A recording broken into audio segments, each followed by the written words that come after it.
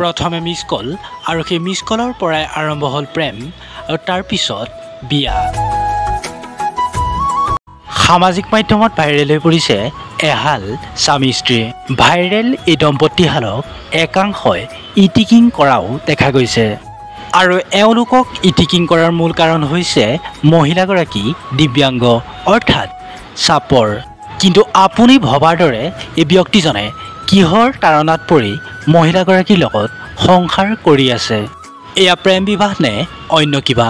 আপুনি ভবাৰ দৰে ব্যক্তিজন সঁচাই সুখী নহয় নেকি মহিলাগৰাকীৰ লগত? সকলো জানিব পাৰিব এই ভিডিঅ'টোৰ মাধ্যমেৰে। গতিকে অনুগ্ৰহ কৰি ভিডিঅ'টো শেষলৈকে চাই থাকিব আৰু যদি ভিডিঅ'টো ভাল লাগে ভিডিঅ'টোত এটা লাইক কৰি চেনেলটো ছাবস্ক্ৰাইব কৰিবলৈ নাপাহৰিব। এয়া হৈছে তেওঁলোকৰ প্ৰেম বিবাহ।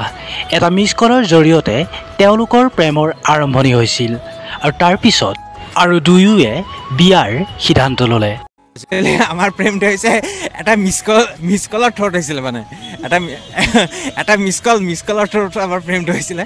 আৰু তেতিয়া আমি যেতিয়া প্ৰেম কৰিছিলোঁ তেতিয়া এণ্ড্ৰইড মোবাইল নাছিলে, তেতিয়া সেই নকিয়া পিপি প্ৰকাৰৰ মোবাইলটোৱে আছিলে। তো এটা মিছ কলৰ থ্ৰুত আমাৰ প্ৰেমটো আগুৱাইলে।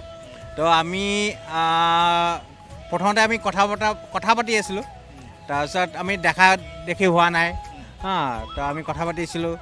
তাৰপিছত মই গুৱাহাটী আহিলোঁ, আহি পেলাই প্ৰথম যিদিনাখন এওঁক লগ পালোঁ আৰু তো মই মানে ভবা নাছিলোঁ এনেকুৱা বুলি ভবা নাছিলোঁ। আৰু ইমানৰ পিছতো তেওঁলোকৰ মনৰ মিল থকাৰ ফলতেই তেওঁলোকৰ বিয়াখন সম্পূৰ্ণ হৈ উঠে।